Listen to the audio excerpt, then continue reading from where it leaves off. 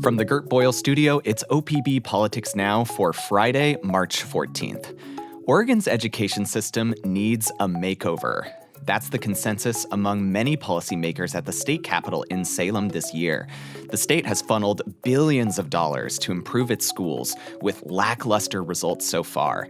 What are state lawmakers and Governor Tina Kotek planning to do about it? We'll break it down. Welcome to the podcast. I'm OPB Politics reporter Bryce Dole. And I'm OPB K-12 education reporter Natalie Pate.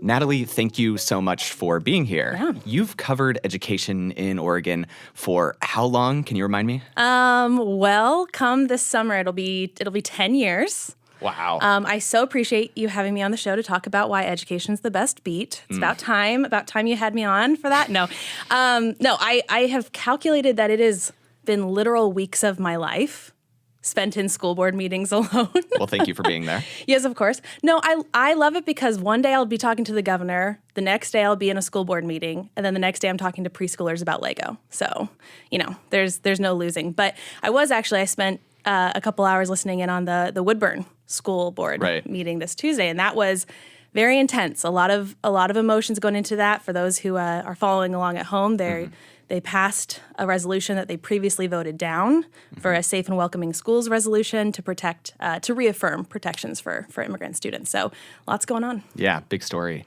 So let's talk a little bit about what's happening in Salem this year. It seems like the state has been trying to do something about its struggling schools for years now.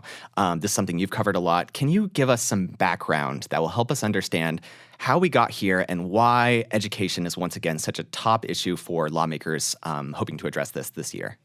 Yeah, just in my time in covering education, so much has happened and so much has changed. But it's not a secret that lawmakers, parents, teachers, everyone is wanting to improve Oregon schools and has for a while. But I do think that there are three kind of major moments that we've seen in recent history that have kind of led up to where we are now. And what are those? Well, the first one, the Student Success Act in Oregon in 2019 was this really kind of big watershed moment where lawmakers invested billions of dollars in a new revenue stream, specifically with set goals to make schools better. And they were much more specific. They spent a lot of time building up these goals, and it was focused on things like early learning, culturally responsive care, career technical education, literacy, professional development, a lot of things that educators and advocates had been pushing for a long time, saying this is what works, this is how we need to fund it. And this was a big moment to redefine the state's goals and where we put our money. But then COVID happened, and that's major moment number two.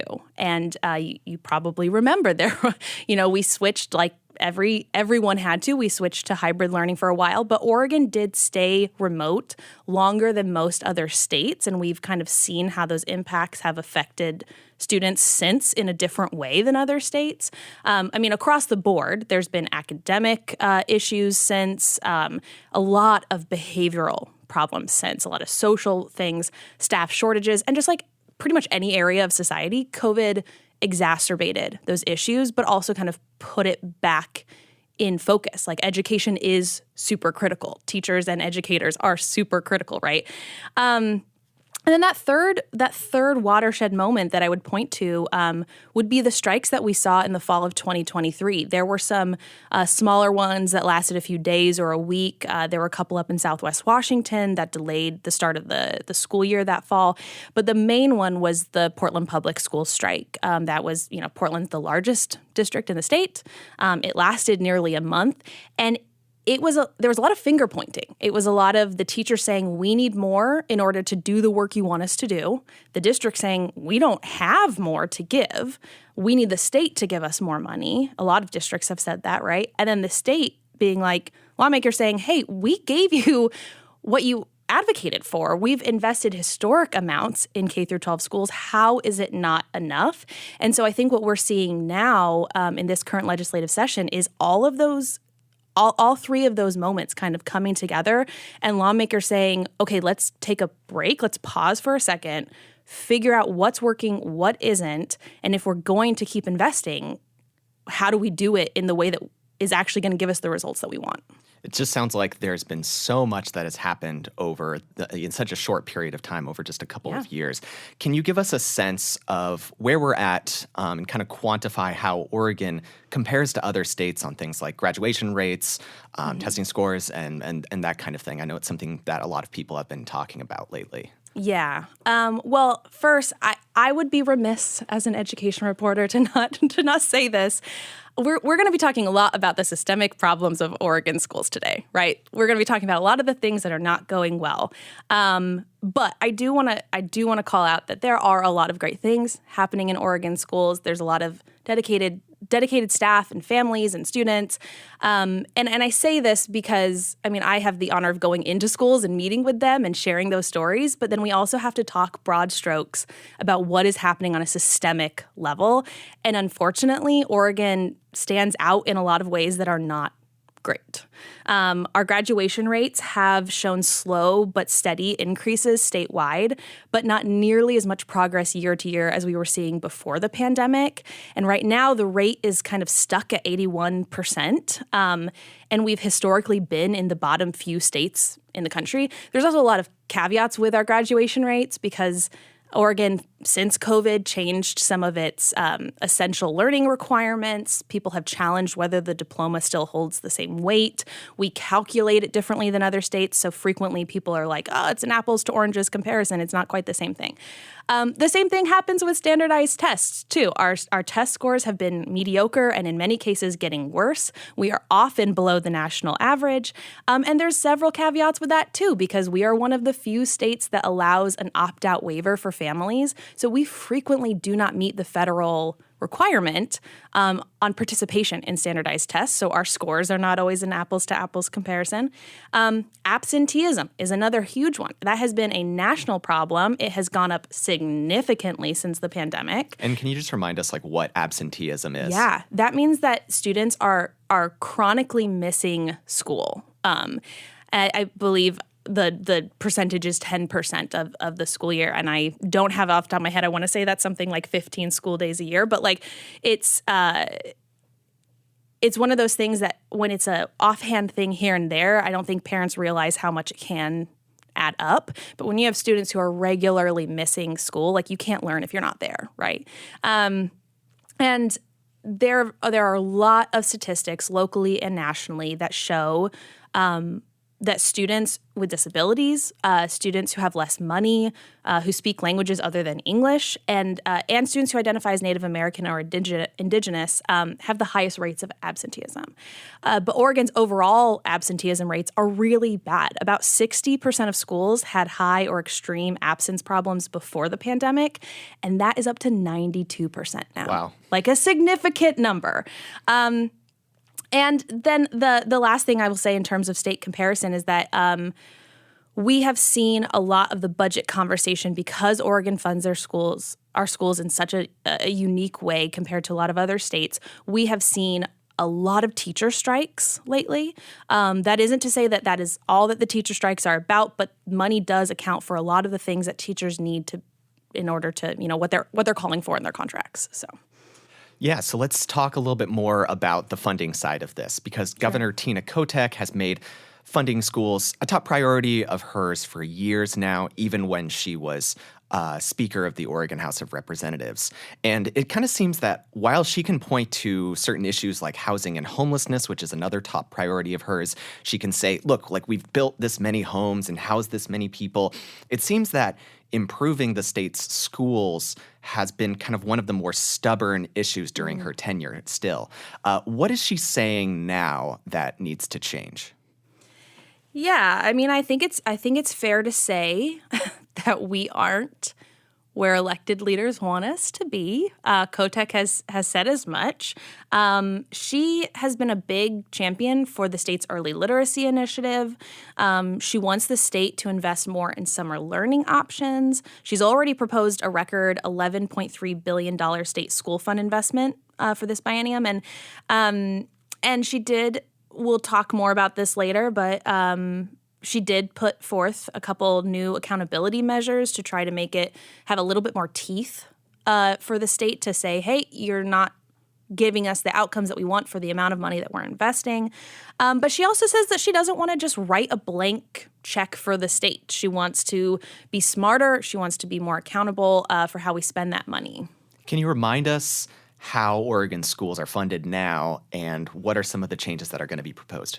How much time do you have today, Bryce? Do you want to talk to us about this? Maybe summarize it succinctly. Yeah. I'll do my best. Okay, so I think we're going to go back 30 years for a quick second. Oregon leaders started what's known as the QEM, the Quality Education Model, back in 1999. And with that, they've established a volunteer Quality Education Commission in 2001. Now, this model is supposed to be able to kind of come up with through their formula, through the experts who are part of this commission. Every 2 years, they put out a report that says this is what is needed to fund quality schools the way we are defining quality schools. And that's an important backdrop. But in terms of how money is actually coming into the schools, public schools in Oregon have long been jointly paid for by state taxes, like income taxes, and local governments that collect property taxes. But in the 1990s, there were a series of anti-tax ballot measures that fundamentally changed the school funding equation in the state. By shifting that focus to say, hey, the state's going to be responsible for this, it meant that there was more consistency across the board. There was more of a safety net for schools. But it also meant that schools, that education in Oregon now had to compete for the limited state funds that were available that were also going to other key things like healthcare, transportation, housing. And that's kind of been this point of tension in Oregon for years, decades now, right? And Kotek said last year that she wants to revamp the school funding mechanism. She wants that current service level, and I've got air quote fingers in the air at the moment, but like that current service level, are we calculating that correctly? Are we actually coming up with the right number? Are our priorities still the same as they were back in the 90s and the early 2000s, right? Now, her change in the mechanism could lead to over $500 million in the state school fund for the upcoming biennium. But schools are also about to face a startling PERS increase that could basically offset that. So there's a lot of components at play. And Natalie, why should ordinary families care about how the state funds its school? Yeah. Well, I mean, the state funding is the main source of funding to run local schools. There are federal funding streams. Districts can pursue things like bond measures and tax levies. But school districts spend roughly 85% of their budget on staff. And much of the rest of that money is spent on things like transportation, utilities, and supplies. But a lot of it is based on state funding. And I think it's important to keep in mind, like, this doesn't just affect educators. It doesn't just affect students and the quality of education they receive and the families who are directly impacted.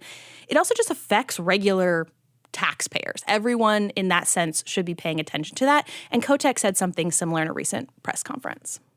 The bottom line is getting public education right is one of the biggest promises we make to Oregonians. Students and families rely on us to make sure the money we spend goes to a high-quality public education that we know works. Yeah. And lawmakers passed a bill last year to study the efficiency of our current funding model. It came out recently as a 6-part report from the American Institutes for Research, and their big banner takeaway was that if Oregon wants to see better student outcomes, schools need a lot more money, and they have to be smarter about how they spend it. And school funding is always going to be a hot button issue, but this is an area where it seems that, across the aisle, like nearly everyone agrees that something has to change.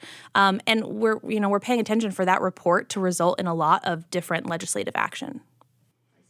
But that's not the only funding issue that lawmakers are taking up this year, right? They also are weighing some changes to the state's special education funding cap. What is this cap, and why are some people saying that it needs to change? Right. Well, so frequently when we're talking about school funding, we're talking about the big giant bucket that is the state school fund. the SSF. But it is important to know that there are very specific things within that. And to your point, special education is one of them. Oregon currently gives a little extra money to districts that serve a larger portion of students with disabilities. But that's capped at 11% of total enrollment, if 11% of their student population is receiving that different weighted average. But the statewide average for students with disabilities is 15%. And that 11% cap was put into place back in 1991. You might sense a theme of a lot of education reform in the 90s and it coming to fruition now, or change now, I suppose. But that 11% cap was put into place then, and it hasn't been raised since, even though it has changed. It has changed in that time. And as a result, it hasn't kept pace. And so what's happening now is that districts have to decide whether they want to use money from their general fund that would otherwise go to other services and programs, if they want to use that instead to cover that gap in spending, or sacrifice having important services for students with disabilities who need those services. It's estimated that gap is a $750 million per biennium gap in special education funding across the state. There is a state cap waiver, which is when a school district can apply for one of those and say, hey, we are over that 11% cap. We need a little extra help. That does help in a lot of ways, but thousands of students across the state still end up without dedicated funding for their services. Right now in the current session, some people want to at least raise the cap to 15% to meet that state average.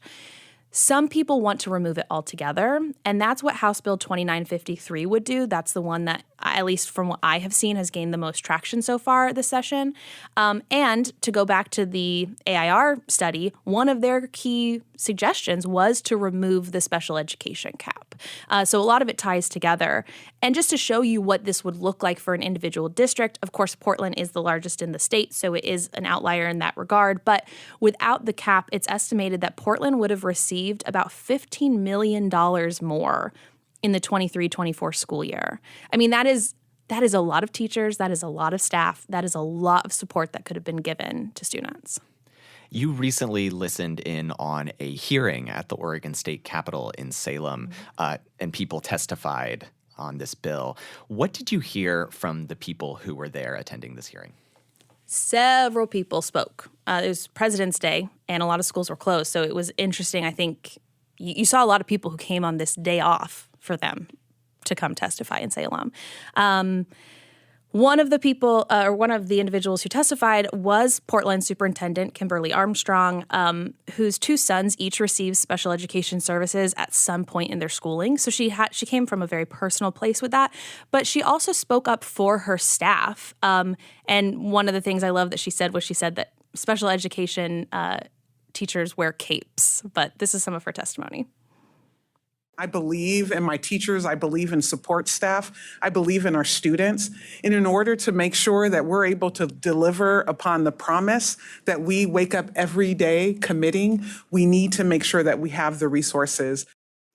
We also heard a lot from advocates and parents who are personally affected by this issue. One person who testified pointed out that no other student group faces a funding cap. We don't say, hey, you've hit the top limit for reading interventions or language supports. So why do we do it for students with disabilities? One parent and teacher who spoke was Emma Beiser, and I was really moved by her testimony. She brought her 5-year-old daughter Hadley with her, and as Emma gave her testimony, she was doing kind of very classic parent-teacher things. She was tying her daughter's shoes, and at one point Hadley kind of pumped the hand sanitizer on the table, and you saw Emma rubbing her hands together and like showing her how to do it, but she did not miss a beat in her testimony. As a parent, there are no words to describe the fear that comes with sending your nonverbal child into the world without you. I'm trusting the adults in her life to not only keep her safe, but to help her navigate the world, to guide her through the halls of her school, help her make friends with peers when her communication is so different from theirs, and to be her voice in a world that doesn't always listen.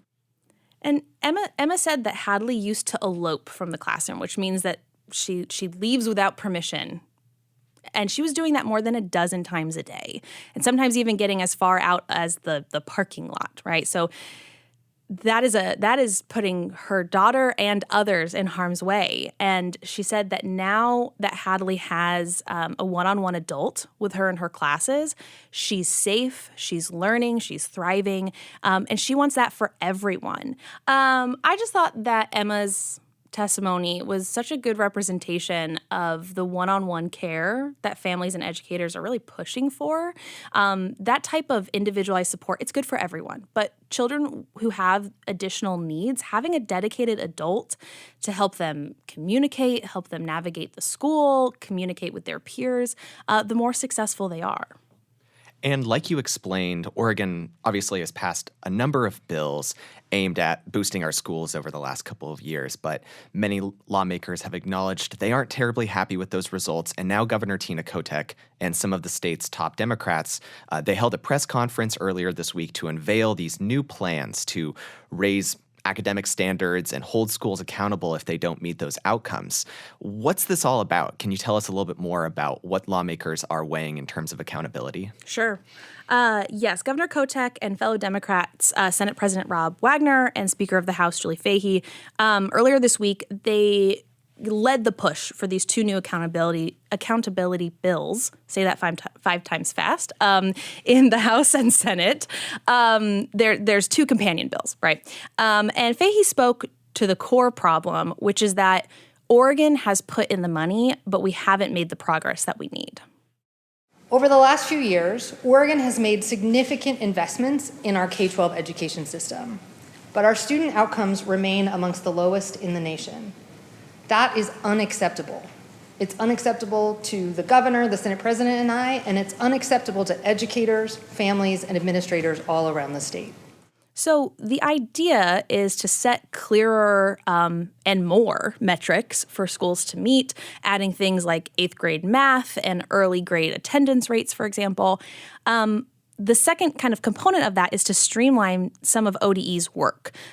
They are going to be requiring coaching for districts that are behind, and maybe even some budgetary control mechanisms when schools don't meet those metrics. Some are saying, hey, this isn't strict enough, or the measure needs more specifics, and others are saying this is a governmental overstep. And what would happen if a school doesn't meet these standards and demonstrate that things are getting better? Well, the bills as they're written right now, there is a ramp-up system in it. So if after 2 years the district is still not meeting those targets, they now would have to get advice from the state. As it stands currently, from the Student Success Act, there is a intensive program, is what it's called, through ODE, but districts can opt into it. Like if they are identified as being eligible, they have the choice on whether or not to take the state up on it, and very few have relative to those who are eligible. Under these proposals, they would have to take help from the state. After 3 years, they would have to take more intensive coaching. After 4 or more years, they would have to give up control of a portion of their money for it to be used in specific ways. So if No Child Left Behind from the early aughts is the more punitive stick side of the spectrum, and the current Oregon system is the more incentive-focused carrot, this would theoretically land in the middle. But again, some are saying, oh, this is not enough. How is it that you can fail to meet the metrics for years and only get, a slap on the wrist and some coaching? But some are saying, whoa, you shouldn't even be doing that. It's too much state control. Yeah, tell us more about that. Who is lining up in support of this effort and who is against it? Well, a lot of education advocates or organizations have backed it. Stand for Children, the Coalition of Oregon School Administrators, the Oregon Association of Education Service Districts, they were among the supporters. There are still concerns, even on that side of support, about these kind of state takeovers, as they're often called in other states, and whether or not they're actually effective, or if that's the best way to handle it. There's also still the question about the Department of Education's bandwidth. Are they going to be able to take on that much more coaching? And they're still in the process of streamlining their work on how they trying to streamline down how many grants and things that they need to be in charge of so that they can focus more on this. But on the other side, you have some folks like Ways and Means Education Subcommittee member Representative Dwayne Juncker from Grants Pass. He's a Republican from there. He released a statement on Monday, and he called Kotek's school accountability plan a wolf in sheep's clothing. I think lip service was also included somewhere in the writing.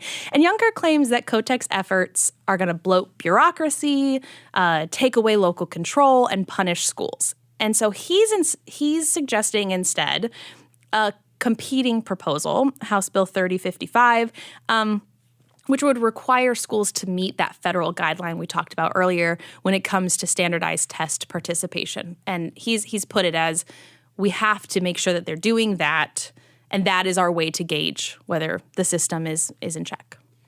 Let's talk about some of the other initiatives that Governor Tina Kotek is backing that are aimed at improving student outcomes, specifically the legislation that you mentioned around early literacy. Why is there such a big focus on this right now, on overhauling reading instruction in Oregon? Yeah. I mean, this is a national focus right now, and it should be. The ability to read and write is critical to everything in life, right? It's not just school. It's applying for jobs, applying for college, and even more basic forms of communication, using transportation, ordering off a menu, applying for social services. The ability to read is a key indicator of future success, too. Strong literacy skills are linked to higher economic success, better health, lower incarceration rates, lower public dependency on things like welfare. It's helpful for individuals, but it also has a massive return on investment for the broader community. And America is having a reckoning right now on how we've taught reading for a long time, and is it the right way to do it? Oregon is pushing new literacy efforts that are supposed to be based in the science of reading, which is it's decades of best practice research on the ways to teach and learn reading and writing, the most effective ways, and there's a lot of research behind this. And people know that Oregon needs to improve. We are behind, and actually right now some indications show that we're declining. You might have heard of NAEP. It's the National Assessment of Education Progress. They put a national report card out. And the most recent one shows that we had a big drop in fourth grade reading. It fell 3 points below the 2022 levels. They were 7 points below the national average. And that's continuing a disparity that we have seen going back almost 2 decades. Like, this isn't just COVID. This isn't just happening now. Like, this has been a long-term problem that needs to be fixed. And as we've seen it go down, we are seeing things get worse from the pandemic and continue to be a problem. Natalie, there are obviously really big questions across the country right now about public education in general. The Trump administration is obviously shrinking the federal government, pausing grant funds for schools. The Education Department announced this week that it would fire about 1,300 people, which is a significant chunk of that department's workforce. Oregon's Attorney General Dan Rayfield was actually among 20 attorneys general who sued the Trump administration this week, seeking to stop these firings from happening. But if the department is dismantled more or less, how might this impact the issues that you've been talking about, and what education officials are planning to do about these issues that Oregon schools have been facing? Yeah. Well, federal funding for education, we mentioned earlier that the large focus is from the state, but federal funding does go toward a lot of things in schools. We're talking higher poverty schools under Title I, preschool programs, school meals, special education is huge, services for students experiencing homelessness. There are also a lot of grants that funnel from the federal government through the state education departments to school districts.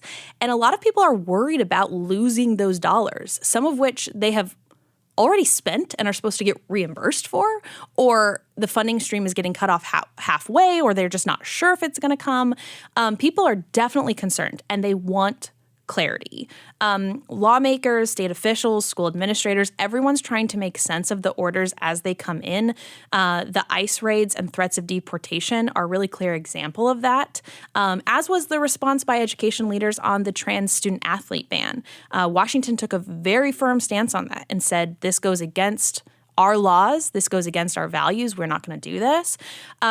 So I think the same thing goes for any of the funding cuts and any of the federal changes that are happening. There's a lot of waiting to see what happens and trying to figure out what's going to happen without really knowing the full scope of what's at stake right now. We've covered a lot of ground. Are there any other bills that you'll be paying close attention to this year during this year's legislative session? Definitely. To start off, there is a work session early next week for the book ban bill that was brought back from last session. That's another thing to try to say 5 times fast. But that's Senate Bill 1098. And under that bill, the idea is that it would prohibit book bans in schools if the reason for trying to remove or restrict the book was discriminatory in nature. There are several student safety bills as well, tackling issues like child sex abuse, gun violence, drug substance abuse prevention, fentanyl awareness, mental health, wildfire recovery. And there are other kind of day-to-day things. Cell phone restrictions in the classroom. We've seen those in individual districts, but there are talks at the state level. Possibly later school start times. That was one that came up. But some of those won't make it through the session. Some of them won't gain traction, but we'll definitely keep an eye on them. Okay. Natalie, thank you very much. We appreciate you being here. Of course. Thank you for having me. This week's episode was produced by Andrew Thien, and our audio engineer is Nalene Silva. Our music comes from Audio Network. In these uncertain times, we are certain that you have questions about local politics. Maybe we can answer them. We'd love to hear from you. Email us at opbpoliticsnow@opb.org. We'll be back next week with more political news from across the Pacific Northwest. Until then, you can find all of OPB's reporting at opb.org. Thanks for your support, and thanks for listening.